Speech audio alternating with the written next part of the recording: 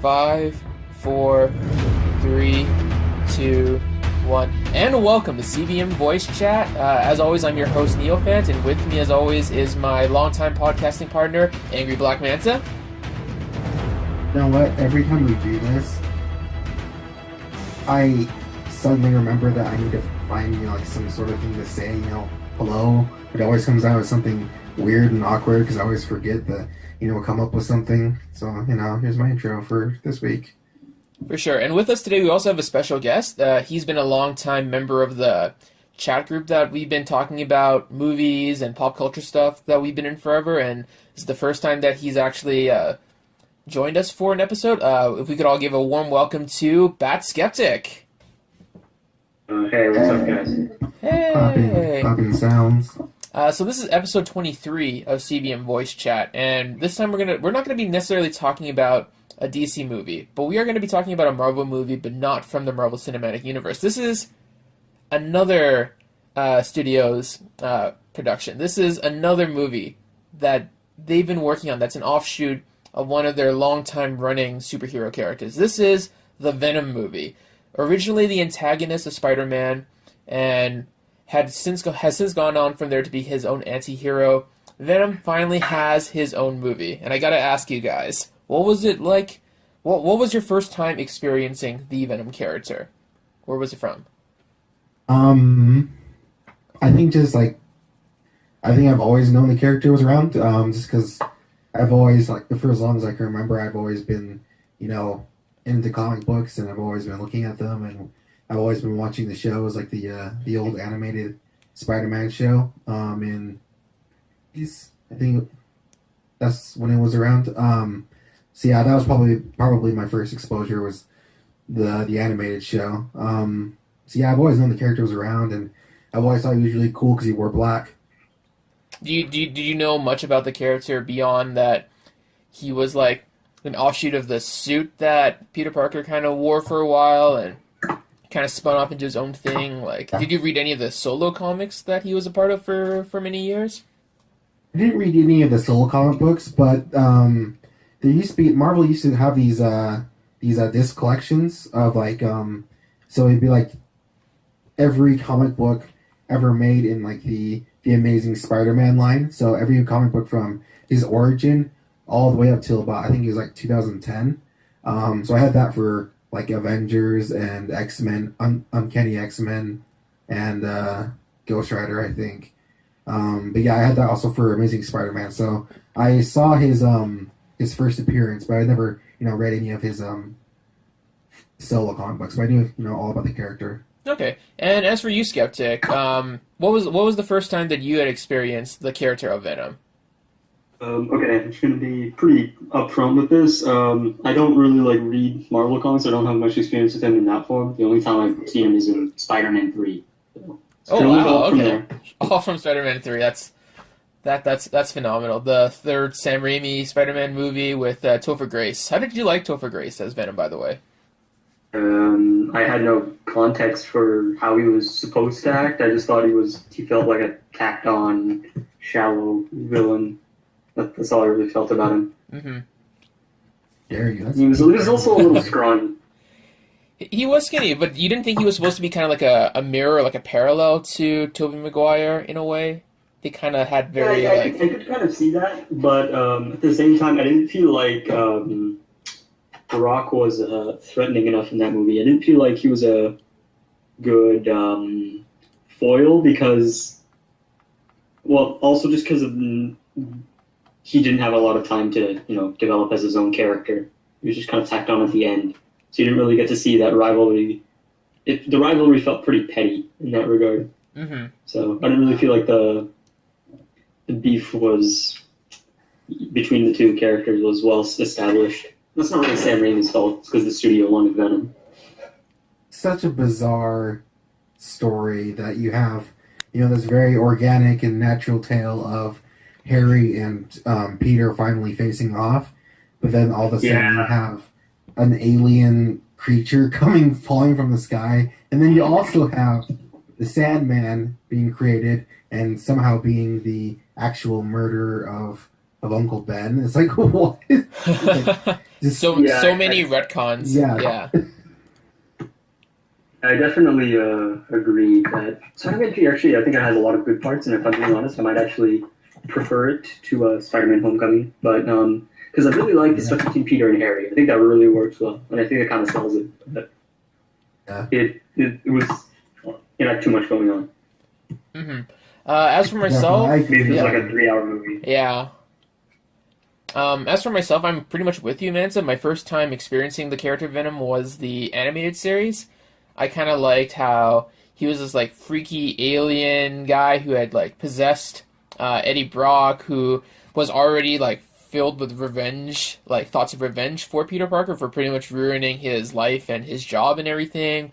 And he kind of came off as this like not necessarily like a really really bad villain, but more of like a guy who had righteous indignation towards Spider-Man for screwing him over, and thus I felt kind of sympathetic towards him in the show. I don't really keep up with the older comics, but I will say that there is a new Venom series that I'm reading right now, written by Donny Cates, and it's like this fantastic. It's probably one of my favorite Marvel books in the last few years because it's Venom as part of a giant cultish Cthulhu-like organism that apparently like spreads its darkness all around the universe, and it's finally coming back to take all the symbiotes back into itself. So Venom and Eddie Brock have to fight it, and it's really dark, really well written, and the newest issue just came out a couple of days ago. It's got like a couple of cameos, and it's kind of exploring the whole history of the Venom character. So I guess considering how much I've kind of enjoyed that book, it kind of gave me hope that the Venom movie is going to essentially kind of elevate his character. And that's going to be my second question to you guys. What were your expectations towards the Venom movie itself? Like, what had you heard from it before it actually got released? Manta. Well, when they announced the movie, I was completely against it because I think we were talking about it before with like the other characters that they've rumored to be the following up Venom with. But Venom has a lot more substance than like tons more substance than Black Cat or Silver Sable. Silver Sable. It's just so ridiculous. Silver Sable, getting her own movie. But yeah, he definitely has more substance than any of those characters. But at the same time, I really didn't understand the need for a solo Venom movie. And I think it was right after Deadpool came out. So it was during that whole, every superhero movie needs to be rated R to be, awesome. So I was like, oh yeah, sure, okay.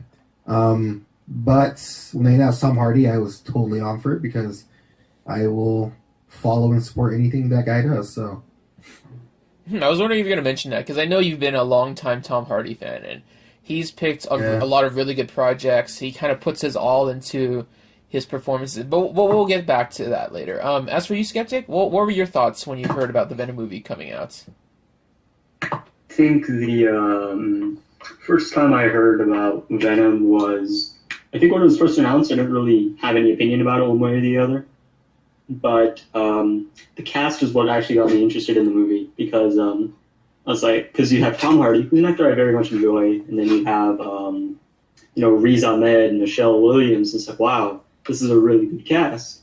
And so I was interested in the movie pretty much exclusively because of the cast. When I saw the trailers, I enjoyed the trailers, but I'm glad I went into the movie with kind of lowered expectations. Because when I first heard about the movie and the cast, I'm like, oh wow, they might be doing like a serious kind of like movie that's like, not necessarily serious, but like a movie that's like they really put their heart and soul into, and that didn't really come across in the final product. But I was going in kind of just expecting a fun time, and that's what I got. So I was happy. Yeah. As for myself, I was kind of skeptical. To kind of make a pun on your name, but I was very skeptical of Venom mainly because we had heard from multiple sources that it wasn't going to feature Spider-Man at all. It's going to be his own origin story. He's completely separate from the Spider-Man mythos, and part of me wondered, how is he going to keep the same powers? How is he going to be like that anti-hero that we all know and like had read about in the comics over the years? What does he have in terms of a supporting cast or like side characters that could help support his story that would be enough to fit into a film? And I kind of had a lot of doubts about it, but we saw the trailers, we saw kind of like we saw some of the previews, we saw clips of the film, and part of me really thinks that more than anything, this is a passion project for Tom Hardy, and I kind of felt that from whatever elements he did take from the comics, he would have been able to like use them to the full extent. And part of me was very hyped to see all the CGI for Venom, even though I wasn't exactly excited for some of the dialogue that he spoke in the trailers, because some of them were some of the lines he had or that the Venom symbiote had were a little bit cheesy, and it wasn't until much later that I realized that that it was Tom Hardy who also voiced. You can't take Turd in the Wind seriously? I'll try. It was interesting. And that leads to us actually going to see Venom, and I think all of us have very similar opinions on this. Nancy, you go first. How did you find Venom overall as a movie? I enjoyed it. I definitely enjoyed it. It went by way too fast. I wanted more. I wanted so much more. But I think the general consensus was that everything was fine, but it was really Tom Hardy and his playing Venom and Eddie Brock off of each other was what their dynamic is what really sold the film, and I totally agree with that. I had a good time though. I don't think I was expecting too much more. Really surprised by some of the movie's faults, but I was pleasantly surprised by some of the characters. So, okay, yeah. I forgot to mention that we're gonna pretty much go full spoilers into Venom since we've all seen it. But did you have a favorite moment in the Venom movie that just kind of sticks out into your mind? Motorcycle chase was so cool. I thought he was gonna be stupid because that was one of my gripes from the trailer. Was like when he flies off the bike and then he gets the symbiote grabs the bike and pulls him back to it. I thought that looked so cheesy, but they kind of did it differently in the movie. They cut it better, but yeah, that entire scene was just awesome because if you follow Tom Hardy at all, he actually started aiming bikes, I guess. He got a bike for his birthday or something, and so he's really into it now. So a lot of the stunts he's doing himself. Like a lot of the driving. I'm sure a lot of some. But yeah, there was a lot of stuff that he did himself. So I thought that was really cool. Okay, well that's pretty cool. How about you, Skeptic? What did you kind of feel after watching the movie? I felt I was pleasantly surprised actually. I thought I would I didn't think I would enjoy it as much as I did. I think for the most part I do feel it was kind of like pretty average and standard, but I think what elevates it and what made me kind of smile coming out of the theater was the dynamic, as Manta mentioned, the dynamic between Barack and Venom. I think that relationship, that kind of buddy cop kind of angle, it's like it was rather endearing, and it made me very much enjoy all the screen time that they had together. And I don't think I have a single defined favorite moment, but I think a lot of just the interactions between the two characters, they stick out in my mind. Mm-hmm, exactly. And as for myself, I'm pretty much on the same boat with you guys. I ended up enjoying the movie way more than I thought. Like, I went on a Sunday evening pretty much on an impulse because I heard some good things pretty much from you guys in the chat about how good it was, and I was like, okay, I gotta check this out for myself. And it was like a holiday the next day. Came in at like 9 p.m., watched it. Absolutely was like blown out of my mind with how much like not only was I laughing at the movie, but everyone else was like really having a good time in the theater. I was in.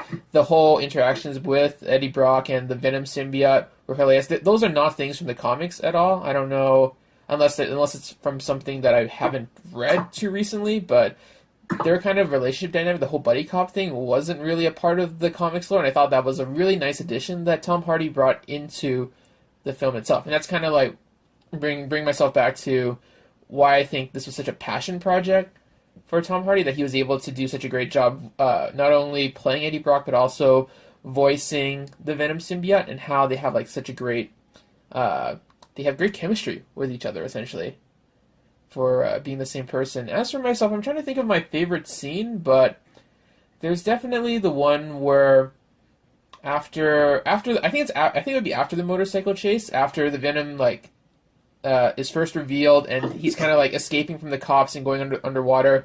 They kind of end up under a bridge, and it's about how the two of them kind of realize that they need to cooperate with each other, and how I think that's the part where Venom first kind of says that he likes Eddie Brock and wants to hang out with him a bit more, so they're gonna work together, right? And I thought that part was really cool because you got to see the Venom symbiote, kind of the head, kind of like pop out of Eddie's body, and they've kind of got like a whole face-to-face interaction. I thought that was really cool. Mm-hmm. Were there any parts of Venom that you guys didn't like? Were there any like parts of the movie, any technical elements that you guys feel didn't really work out in the movie, or any like story elements? Go first. Can go first. Oh, I go first? Okay. So, I thought the movie felt very dark in terms of, like, it was hard to see some of the scenes. Maybe part of it was to kind of hide the CGI. I thought a lot of the action set pieces, not the motorcycle chase, but whenever Venom was fighting, like, there's that one part where they're in that TV station building and he's kind of, like, fighting off all those cops. I found it really hard to kind of keep track of who he was fighting and where he was, where Venom was basically, like, jumping around from place to place. It had too many quick cuts in the camera shots that kind of made things really hard to see. One thing that I don't know if you guys noticed, but I kind of felt that, the music for the movie, when it came to the sound mixing, I felt like a lot of the scenes had the music blared up way too loudly in comparison to other scenes when the score was playing. It was much more subdued and more appropriate in terms of level. In particular, I kind of recall the scene when when Eddie Brock first runs away from the Life Foundation building and not knowing that he has a symbiote in tow, and the music that was playing was so loud, it pretty much covered a lot of the action, and I didn't understand why it was so loud compared to everything else. I don't know if you guys noticed that. I didn't really have that issue. I mean, maybe it was there. I just didn't really think about it. Maybe it's just me. I kind of felt the cinematography could have been a lot better, or there could have been more kind of like a stylistic choice when it came to showcasing the tone, because I felt like it was mostly CGI that kind of carried the look of Venom more than the atmosphere or the lighting that he was in. Mm-hmm. Plus, there were a bunch of story and plot elements that completely confused me, but I think we can go over them in just a little bit. How about you, Mansa? I think it's busy. I'll just go. Yeah, sure. I mean, obviously there are a lot of, logical elements that really don't add up very well. And also, I do think some of the, the villains of the movie, pretty, standard in their generic evil bad guy. And also some of the other characters, like the scientist, she was kind of dumb, I thought. She was a little too naive. Mm-hmm. And you're I referring also to the felt doctor, like sometimes the action was... the action in some places was a little bit hard to follow. Mm-hmm. And wish the pacing in the first act was a little bit better. Okay, so I gotta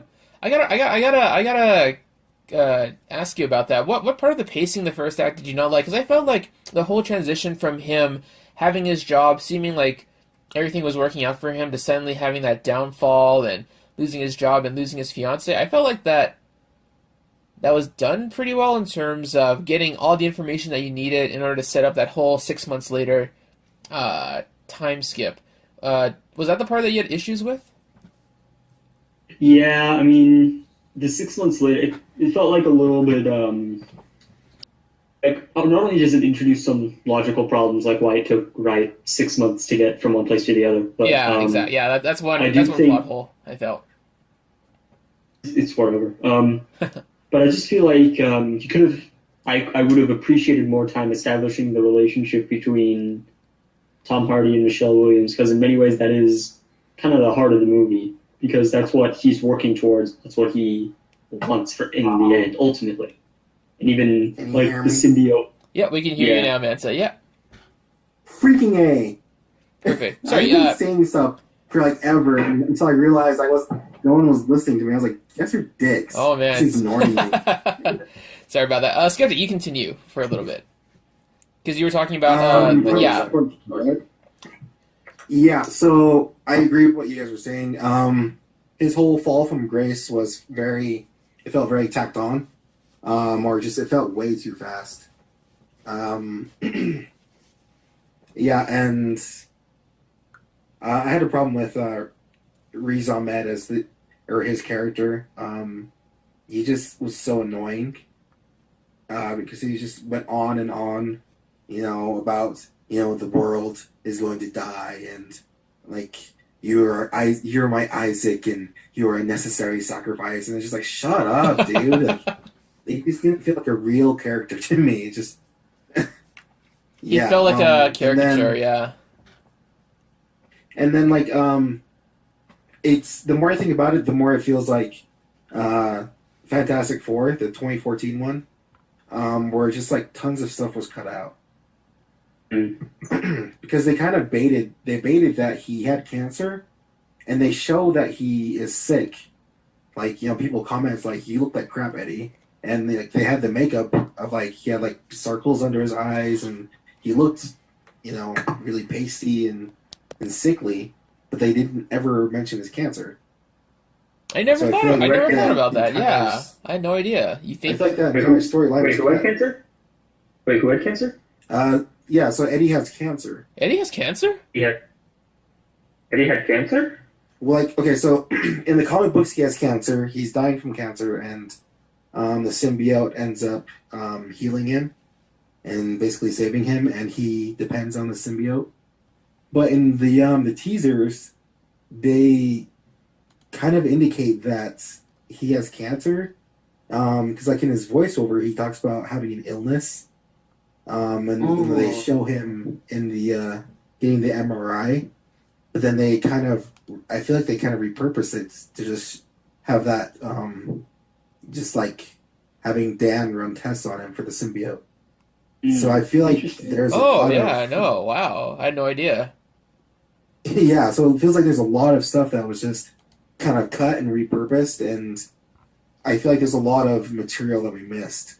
And you mentioned before how, the character kind of relies on Spider-Man for the origin, because I think in the comic books that's kind of like the basis for the symbiote's personality is, he absorbs so many characteristics from Peter, and that's kind of where that sense of justice comes from.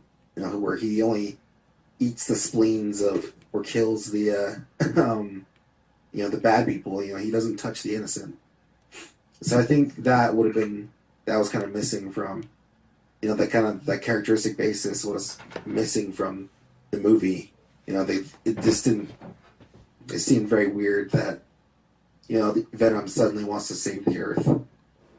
But they kind of gave an explanation for that in the Yeah. movie. It felt very rushed, I agreed. But at the same time, it's part of what I liked about the movie, how they kind of changed the way that Eddie and the symbiote interacted with each other, because the Venom symbiote gives its own explanation for why it decides to not only help out Eddie. I know, exactly. Can you imagine like the sad sack of a symbiote just like getting punched around and knocked around by other blobs? That actually might be my favorite part of the movie. Actually, just like you're a loser, but I'm a loser too. That actually might be my favorite part of the movie.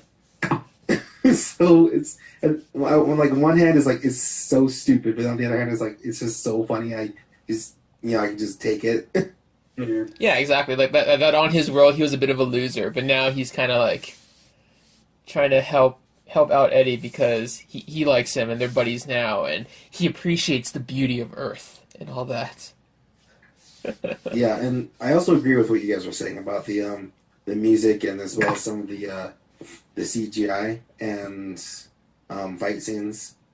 Some of it reminded me a lot of Transformers, where it's a lot of visual noise. and I think they would have been better served to go with a smaller Venom. I know a lot of people like the big, giant Venom, monster Venom, but I've always been very partial to the super jacked Venom still. But he is still human. Mm-hmm. He can be still confused as Spider-Man, which happens in the comic books. People think Spider-Man is murdering people. Mm-hmm. So yeah, I think if they had gone that route, they could have used a practical suit for some of it, and maybe that would have helped a little bit better. Helps a little bit more with some of that visual noise. Mm-hmm. As for I was also wondering about the different symbiotes that were also part of the in the ship that when it crashed. Did we necessarily know their names, or if they had belonged to any other particular prominent characters from the Spider-Man universe?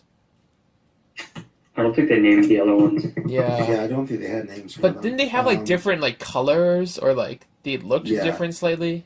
I guess that might be more Easter egg stuff. It was like yellow and blue. Yeah, I don't know that much because I think those are newer symbiotes in the comic books, and I haven't been.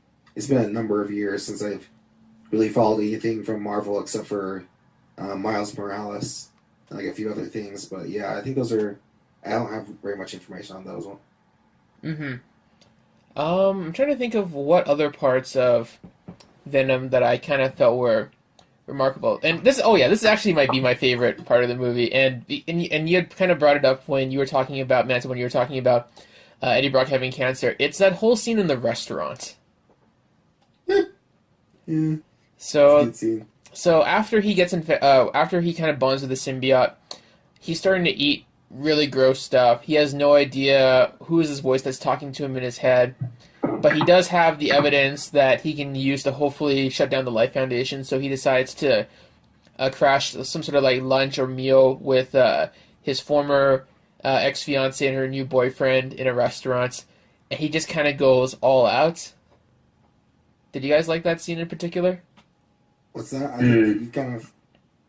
I cut out. Sorry. Did you guys like the restaurant scene? Did it remind you guys of anything, or It reminded me of a better version of Sam Witwicky freaking out in Transformers. It's just better done though.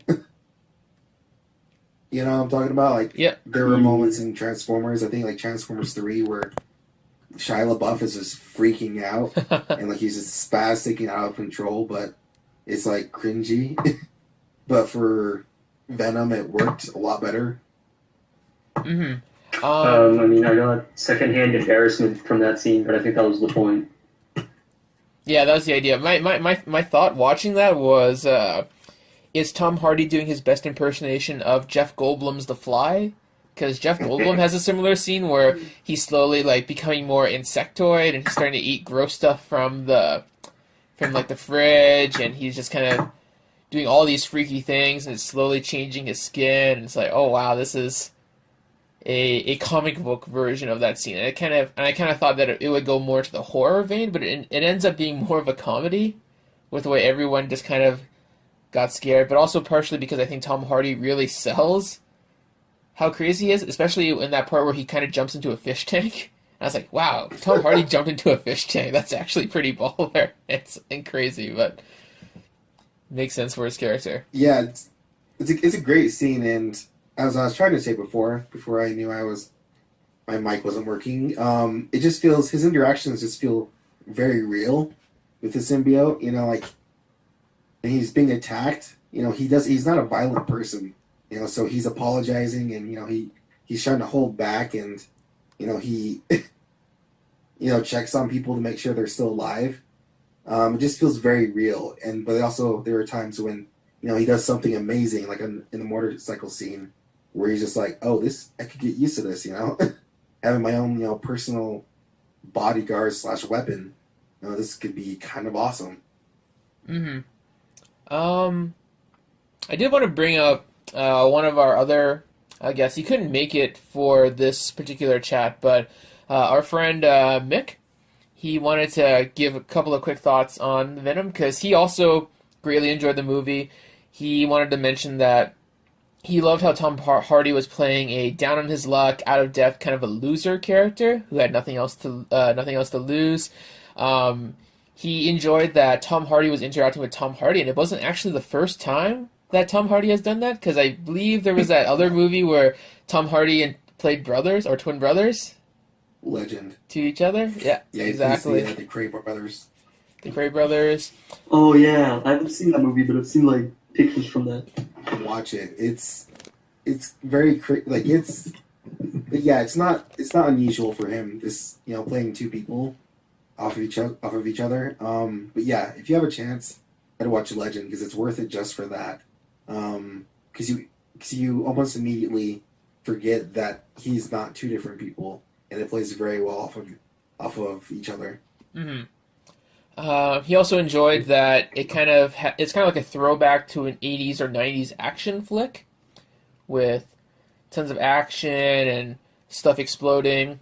He actually enjoys the dialogue because he describes it succinctly as impulsive, edgy dialogue. So I guess Turn the Wind really appealed to him. But he was concerned about the unclear motivations, and I'm not necessarily sure what he means exactly by unclear motivations, but it's probably to do with Riz Ahmed's character, and I think we talked about it before. Do you think that if we had more of the movie, do you think we would have seen kind of like his motivations or why he decided to experiment with poor people? Yeah, I really hope we get like a director's cut or something because, yeah, I feel like there might be more material for him. Because, yeah, otherwise he's just kind of like killing random homeless people for no reason. Like, he's very malicious and just void of empathy for whatever reason we just don't know. Yeah, it's hard to know, but I imagine there'd definitely be something more to his character. Wouldn't have just been, nothing. Like, that's the thing with extended cuts. Most of the time, like, everyone gets a little piece of the pie. As in, like, scenes featuring, like, all the different characters kind of get cut, and it isn't until we see all their scenes restored do we kind of get an idea of what the overall picture was going to be like. Just from looking kind of between the lines of some things, and I don't know, like, it's hard to explain, but, like, when you start to know what to look for, and for like cuts and editing, it makes a lot more sense of like, oh, I think there was more to this, and I think there was more to that. Just from like the way things are cut, I don't know how to explain it. It's not something I claim to be a master of or anything. It's just the more I've learned about it, and Justice League was good practice for that. Yeah. Of knowing like, oh, something's missing there. Yeah, it's just, I think there's just more to characters like him and to the symbiote and Eddie's relationship. Okay, well that's a good segue into my third question for you guys. We know that Venom became a huge box office success. It's the number one it's the number one box office movie for the month of October. It made around 80 million in its first weekend. Do you think that even though people know or people will assume that there's been a lot of like deleted scenes or there might be an R-rated cut sometime in the future for home media, do you think the movie is still going to do really well in the coming weeks? I mean, I think the first weekend kind of shows that, and I don't think most people would, like the majority of people who go to see the movies, they're not going to know about that stuff. Because, like, that kind of knowledge is something most people don't actively seek. It's something that's more like an insular community would kind of just look at that. It's like, oh, there's going to be an R, whatever. Should we mention that? Like, the whole... Sorry, what were you saying? I didn't mean to cut you off. Oh, and I was just saying that I don't think the general audience is really going to know or care about that. They're just going to watch the movie, and I think they're enjoying it. So the word of mouth has been pretty good from what I've seen. So, and that's kind of general audience isn't going to know about the whole MCU thing, and there's been a lot of people wanting it to bomb. and they've been trying their best to make it bomb. Critics and audience wise, and just like um, the bizarre campaign from Lady Gaga fans to bomb like the reviews for it. It's a It's bomb. just bizarre, but okay, sure. I didn't know there was like a connection between the two, but Venom and Lady Gaga, but whatever. It's because Lady Gaga had a yeah, movie most that people came out the know same about day as Venom, essentially. That's why. Yeah, yeah. I mean, like it's just like I was listening to someone else, and they mentioned this like the same people that are gonna go see the Lady Gaga movie. I don't think they're gonna be sitting there going, should I see this movie or Venom? It's like two very different genres and two very different groups of people. I don't think I don't see a big connection. But anyways, from what I've seen a lot of people that really like it. People who know are just general audience. They don't read a lot of comic books or anything like that. I actually just got a date for next week to go see it for her second time as well as mine. Okay. Well, that's really cool. So yeah. there's a rewatchability factor, at least for you Yeah, guys. definitely. It's short enough too that people are gonna be like, oh, I mind spending another 90 minutes watching that later in the week. I think this is a situation where the runtime is helpful, which is kind of an easily digestible kind of superhero movie you can watch, have fun with it, go about your day. Yeah, exactly. And I think that even despite the critical reviews that kind of have it at a Rotten Tomato score of something like 30 or like 20 something percent, audiences are still excited. The audience score for the movie is still really high. Do you guys have like some sort of reason why there's such a disconnect between what the critics are saying about the movie and what the audiences enjoy about the movie? Like, what's that main difference? Well, it's a weird thing because I think on one hand, I think the critics are completely valid in giving it a bad review because it does feel like the editing does feel weird in the movie. It does feel the pacing is weird and the tone at times is a little out of left field. So I wouldn't on one hand I don't blame people for being put off by it, but on the other hand, I've seen way too many tweets and messages and reviews that are just whining because it's not part of the MCU and they just want Sony's universe to die. So it's kind of both of those put together. Yeah, I kind of agree with that. I do think some people, they did have a bit of a pre-existing kind of dislike towards the movie. They kind of didn't want it to work because of their own preference for the MCU. And so I do think that one of the things that's highlighted a lot in the reviews is that, like, oh, Venom is hilarious, and like they think it's like unintentionally funny, but I think that's kind of like not seeing that I'm pretty sure it was intentionally funny. I feel like if you watch the movie, it's like a lot of it's like, yeah, this is trying to be funny. So if you're laughing, it's doing its job. And so I feel like there's a kind of disconnect where like the critics are like, oh, it's not intentionally being funny, but it's but most general audience members do not really care about that. They're just out there to have fun. Mm-hmm. Yeah, they're enjoying the movie, and I think that's the most important thing, right? For a movie to essentially be able to appeal to its audience in some way and make a lot of money, which kind of sucks for us considering we're all DCEU fans, so you know how much that argument has been thrown in our faces a bunch of times. But at the same time, like for a film like Venom, it's become kind of a success story, and that kind of leads into my last question for you guys, which is there was a post-credit scene that we got to see a certain actor with uncharacteristically long hair kind of make an appearance and say a couple of lines that definitely implies that he's going to be a part of the sequel. And the question to you guys is, what do you think we'll see with a Venom and Carnage movie? Carnage also being a symbiote and supervillain.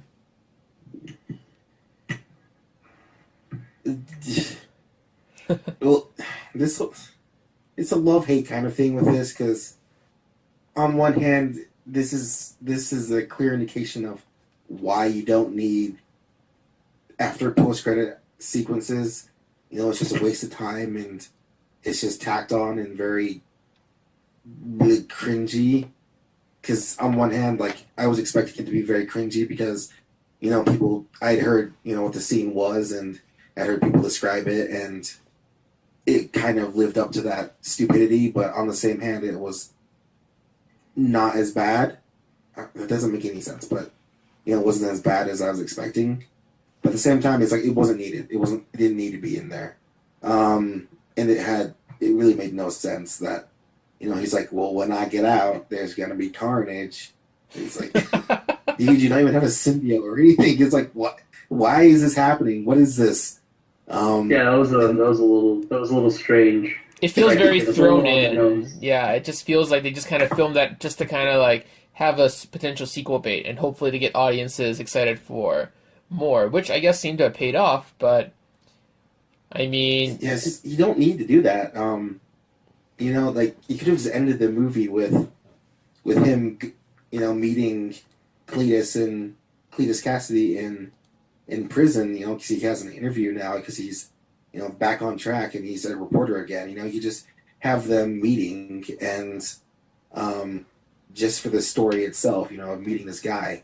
You don't need to bait carnage or anything. Just make him interesting, and that's gonna be an excellent setup. But I think it was Avi Arad, or whatever his name is, the producer that said not to expect an R-rated Carnage, and I don't think that's gonna hold up. I think you definitely have to go rated R, because when Riot is killing people in this movie. It did kind of take me out that he was hacking these people up and there was no blood. Yeah. Kind of just deflated. It just kind of deflated the scene, or the detention, or the horror aspect of it. So I think I think we can definitely expect an R-rated Carnage and Venom movie. Or at least we really get to see the difference between what an anti-hero is and what a villain is. Mm-hmm. I can kind of agree with that. Yeah. I'm not a huge, as I said, I'm not really a huge Spider-Man. I don't really know much about Carnage, but I know Woody Harrelson. I love Woody Harrelson, so I'm down for it. So I'd be excited to see that, but I do agree that the scene's a little tacked on, a little too on the nose. But what I would really want to see is Andrew Garfield's Spider-Man and Tom Hardy's Venom take on Woody Harrelson's Carnage. That would be something. That'd be good. Yeah. I mean, just the name itself, though, Carnage. Yeah, it kind of. Can you imagine, Hopefully, the success of this movie and perhaps an R-rated version of this movie will maybe say, okay, people will watch an R-rated version of the future movie. We can only hope, because can you just imagine how feeble that will look in the next movie when he's killing murdering people and it's like, oh, there's no blood or That'd be a little Mm-hmm. Then that'll probably lead to my very, very last question is, which movie do you think we'll see from the upcoming Sony non-Spider-Man Spider-Verse universe first? We've got quite a few names kind of in the mix. As you already mentioned before, we've got a Black Cat movie, a Silver Sable movie, a Kraven the Hunter movie, a Morbius movie, the Venom sequel. Who knows? Maybe full Sinister Six. Why not? No, we've already got Mysterio in the MCU, but like a Rhino movie. Who knows? No. Hey, yeah, I thought we were recording this earlier when we were talking about this, but I guess we weren't. Jeez, Black Cat movie. It's just like, it's a Catwoman. She's Catwoman. And we all know how that movie turned out. There's just not enough substance to give her to need an entire film for her. She's always been like, she works very well as a side character. That's, the character just works so well like that. Um, so I feel like there's gonna be like they're gonna fall into the trap of, oh, there's not enough substance to her character, so we need to make a whole bunch of cool stuff to happen to her, and it's gonna just turn into another Catwoman movie. Silver Sable, Mm. you know, I said this before, but like in the PS4 game, she's in there, and I'm pretty sure people need to connect that was Silver Sable. I don't think people will actually remember who she is. But so I think Morbius has the best chance of any of those movies. Morbius and Craven. I think those two have the most potential. Do you think they're going to come out after the Venom and Carnage movie, or No, I think they're pretty close to starting stuff with Morbius because Okay. they have Jared Leto already, and didn't they just release some concept art today or something? Oh, okay. No, I hadn't seen that. I had no idea that Morbius was that far along in the production. That's pretty cool, actually. I mean, I can't think of too much what stories you can adapt a Morbius movie from, but you got Jared Leto. I think we've got the director already, but I think so. I'll have to It's I'll have just to a look it modern up day later. Dracula Yeah. Untold, and I feel like Yeah, exactly. Yeah, you've got Daniel Espinosa. He also directed Life. Did you guys notice that at the beginning of the movie, everyone kind of thought that the movie Life that starred Ryan Reynolds and Jake Gyllenhaal would have been kind of like a Venom prequel because it was about them finding the alien in space or whatever and then bringing it back to Earth. Did you guys notice at the beginning of the movie the ship that crash lands on Earth? Didn't it say Life on it? I don't know. I never actually saw the movie. me either. So, but yeah, it's the beginning of the movie was very creepy. I thought it was pretty cool. But yeah, I don't know. I've just seen bits and pieces of Life. But yeah, I haven't seen like the actual movie or anything. So Yeah, I think probably the one that's going to come next is probably the Morbius movie. That'd probably be my guess. And probably Venom 2. Those are the ones I see coming the quickest. And then Craven the Hunter, maybe. Because I think isn't it rumored that like Antoine Fuqua is doing it? Like that's a good choice. Yeah, He's that'd be a good director. choice. Yeah, be cool to have yeah. him on board the Sony. I did earlier, like a Sinister Six movie. I think that'd actually be pretty sick because like you have like your superhero team ups, it'd be like a supervillain team up where they like team up to like not necessarily like take over the world, but like pull like not just like a heist or like do something bad. That'd be a fun movie. It'd be kind of like an inversion. You're rooting for the villains. I would agree if we hadn't just got one in the Spider-Man PS4 game, and that story was done so well, and it was just so cinematic that it was just like I'm good on a Sinister Six movie. I don't want to see the MCU try to replicate that because I don't think they can. Yeah, Okay. I think Craven could do very well. Yeah, Craven is something I'm pretty excited for, mostly because there have been a lot of great stories with Craven, and I feel like as a character, he could be something different in terms of not only an anti-hero who's out to hunt, but also as someone who, as a character archetype, feels kind of outdated because trophy hunting isn't a super big thing anymore, and I'm curious to see if potential filmmakers will be able to kind of work a way around the fact that he's basically trying to hunt the most dangerous prey that he can find. Well, if they do it right, I feel like they just need to readapt Predator and do it right because the new movie is garbage. But yeah, I mean, I think Predator is a good movie to emulate because it's the same thing. It's very simple. You don't need to complicate it or anything. It's just one hunter versus another, so to speak. And, it's just let the best man win. Exactly. So that'll probably do it for our episode on Venom today. I'm looking forward to seeing what new things can come out from the Sony Spider-Verse.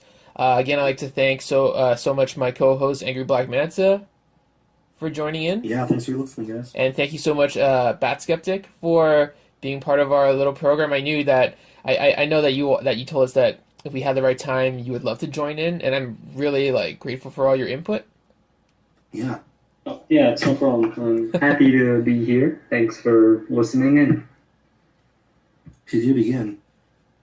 Yeah. Thank you guys so much Next time I'll do it. Yeah. I mean, like you're always welcome to join us when we've got something that we can all talk about. There might be some more things in the future, maybe like an Aquaman episode that we can do after all of us have seen it and gain the hype. But yeah, that'll be episode 23 of CBM Voice Chat. Thank you so much, guys, for joining us. I'm your host Neophant, and as always, take care. And as AngryBlackManta would always say, What? What's happening? You know how you always like to like mention that you like to you should say like and subscribe. Like and subscribe. Do it. It's like, wait, what? Do I have a catchphrase or something? No. Yeah, like and subscribe. Like and subscribe. Give us your feedback. We really appreciate that. Do it for the Black Manta. He's got his movie coming out soon, so he appreciates it. As always, thank you guys so much, and have a good night. Take care. Bye.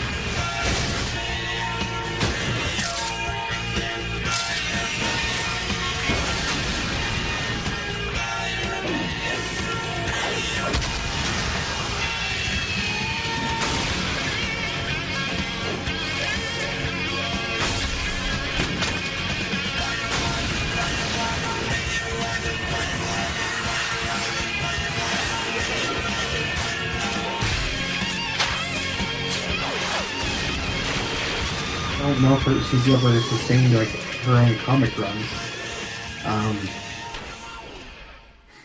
She's always been like a partner or a team up with a sort of adversary to Spider-Man. So, I don't really see the point of giving her her own movie. Same thing with Silver Sable. Exactly. Were you Okay. about to say something? No, I'm just looking at other stuff. I'm just looking at that concept art stuff that was posted from Justice League today. Oh man, yeah. What The one a about the Parademons? yeah, the parody. That shit's cool, man. Yeah, that's really cool. Man, It is. I saw that this morning. I was like, whoa. WB, why? I wonder if it's a thing. It's like it was deemed to be too like did he shoot the scene and then they deemed it too scary, or was it axed early? That's my question. Mm-hmm. I bet they shot it. Because there was a follow-up post to Zach that said something about that shot Just of a Bruce big Wayne war. and Diana. Yeah, Yeah. I mean, like that was shot. We saw that in the trailer, but yeah, like I think they were saying that as they asked him if that was in reference to the Parademons. dark side, yeah. Yeah, he said no. It's darker. Yeah, it is a darker side. Zach, you need to. I know you have dyslexia, Yeah. but this is challenging. Yeah, it's kind of like read what you have written down before you post it, which is advice that I could take myself. So, but yeah, sometimes it's like, wait, what? No, what? Well, at the same time, do you think he's just not saying enough because there's like still that NDA, or is he waiting for something like something to expire? Yeah, I don't know. We don't know. He's waiting for something to expire. He's probably, or maybe he doesn't want to give everything away. You gotta whet that anticipation.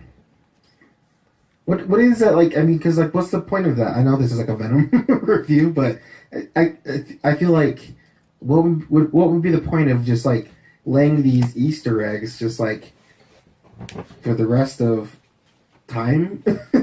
Like he's just gonna like release these like pictures or concept art or storyboard images or other stuff like scenes, and he's just gonna like sporadically release them till he dies or whatever, or like I feel like it's leading up to something. Oh, this is sick. filling in The the time. Amazons and the Atlanteans joining portion. That's pretty sick. That was really cool. He said it wasn't going to be in this movie, but it would have happened sometime. I think I know what he's saying. Because there's some stuff I know about Justice League, but I can't talk about it. Mm-hmm. Do you think that I kind of think there's three scenarios that Zach is going through here. Either he's posting all this information and all these, or answering all these questions and talking about the Easter eggs because either A, he knows something is going to happen in the future, B, he doesn't know what's going on, is just trying to give a little bit of tease just to keep the hype up, or C, he already knows that it's kind of a lost cause and might as well just keep on going with talking about this stuff. Yeah. Like if it was the last one, he wouldn't bother bringing it up.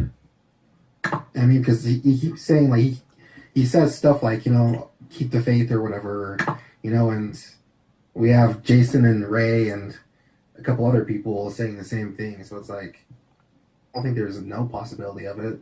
You certainly have enough evidence to support it. I think it's going to happen at some point, but it's just a question of when. Exactly. Okay, so let me know when you guys are ready. Got your thoughts all kind of like settled in? Let me just we can just pause for just a couple of seconds. Know stuff about. Okay. What do you mean you know stuff about Justice League? You can't say.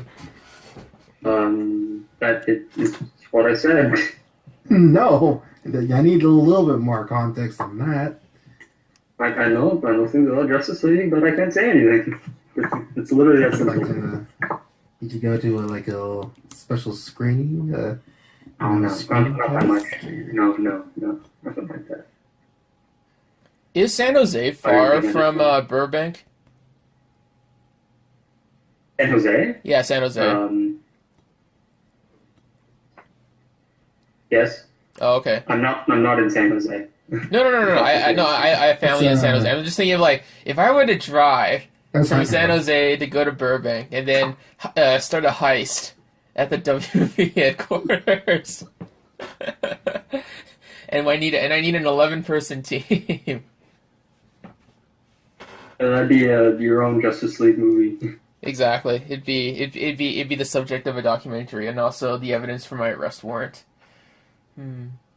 Yeah. Good times. Okay, sorry. Well, let me just get everything ready. The dick move, Scap. Drop those little nuggets. Yeah, I know. I do it. It's fun. Okay, wait. Actually, just pause for 5 seconds.